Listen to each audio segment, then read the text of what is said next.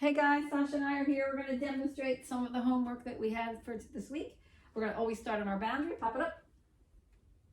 Good. Feed the boundary. I'm going to call her off. I'm going to toss, do two orientations, and then I'm going to change the orientation. Hey, Missy, back up. Into the I love my name. So I'm going to toss the food out. She's going to pick her head up. I'm going to call her name and have her come back to me, and I'm going to feed her by hand. So here we go. Break. Well, orientation. Yes. Good girl. Yes.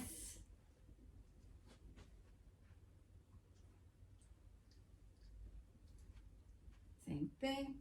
Sasha. Good girl. Good job. Sasha.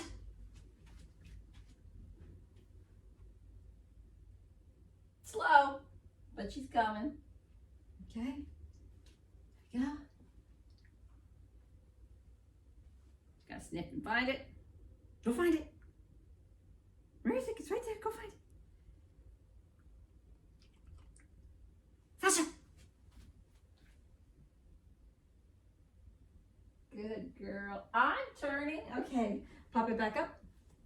I'm turning because I'm just sort of getting her used to always for walking. So I'm turning so that she comes up and gets used to walking next to me.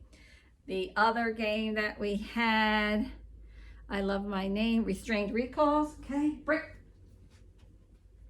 I am going to toss the food out because I'm by myself.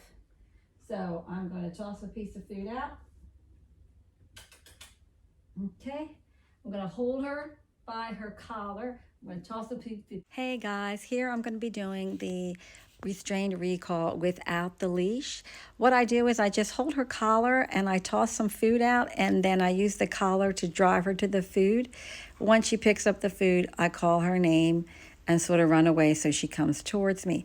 If you're lucky enough to have two people, one person can hold the leash while the other person calls the dog, and the person holding the leash will make sure that the leash is a little taut so we get that opposition reflex of the dog driving forward, the same way I'm using here to drive her to the food so I can call her off.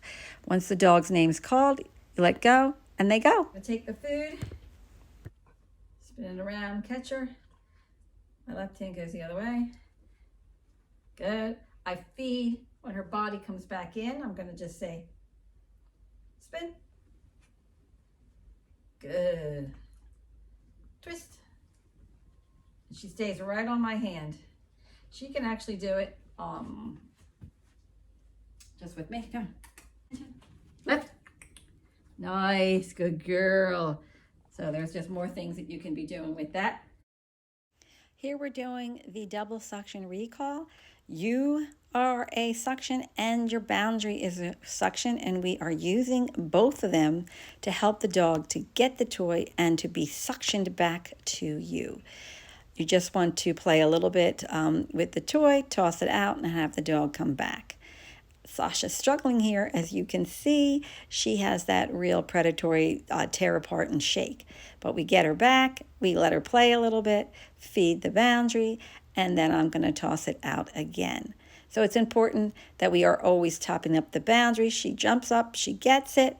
Giving her a minute because I know she struggles with this. Then I'm going to call her to come back and get her excited to come back. Double suction recall, we want to do it on lead and off lead. As you can see, I need to top this game up. I haven't probably done it since the last time that I taught. So it's just knowledge for me to know, like, oh, I need to pull this game out and play it much more often than I'm doing. And so she really suctions back the way she did when we use it all the time. So again, you and the boundary are the suction.